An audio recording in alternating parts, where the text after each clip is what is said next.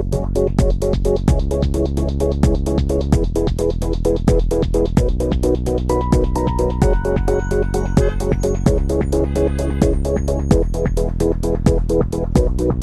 city was born on the water, but the last century it got a little isolated from its waterfront. And actually that's what is the most urgent program today, to make it a new identity and to link it to the city. My name is Adriaan Geuze, I'm a landscape architect from the Netherlands.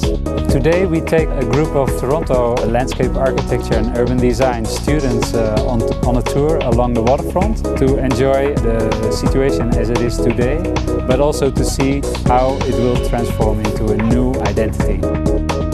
My name is Christopher Glashek and I'm the Vice President for Planning and Design at Waterfront Toronto, which is overseeing the revitalization of the downtown waterfront.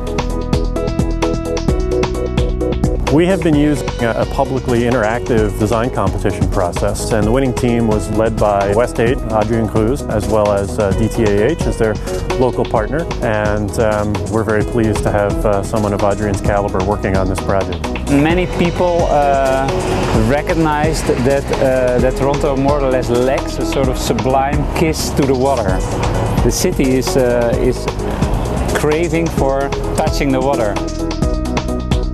The plan basically consists of creating finally a continuous water's edge walk all the way from east to west, so you can connect all of the great destinations that are here on one walk, because right now it really functions as a series of disconnected spaces. Many Canadian people and also people in Toronto, that if you talk about a lakefront, they have in mind trees, decks, boats, background, pristine nature.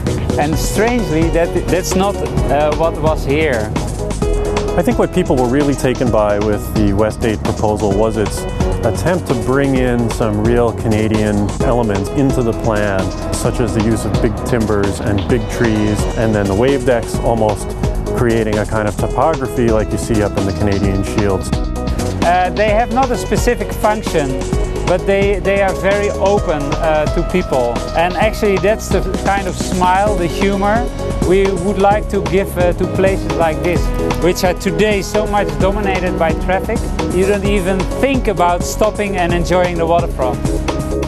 We hope the Queens Quay will be one of the 10 greatest streets in the world. We've got a design from Adrian that we think is spectacular. It uses a granite mosaic pattern to create a maple leaf motif that will run from one end of this waterfront to the other. And it's going to create an ambiance unlike anything that exists in Toronto right now, and I think unlike anything that exists anywhere in the world. Queens Quay Boulevard is specifically for families very unfriendly, because where do you bicycle with your children? It won't be easy, it's even dangerous.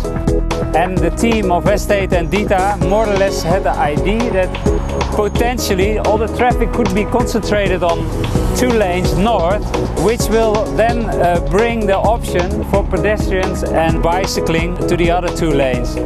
And we dreamt about the integration of the streetcar track and the water's edge into a new kind of green corridor. Toronto as a city has an immense potential to have a waterfront recognized in the world.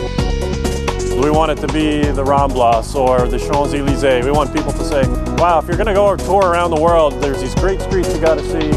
Before you go see the Ramblas, you got to go see Queens Quay. It's one of the greatest, and that's what we're aspiring to.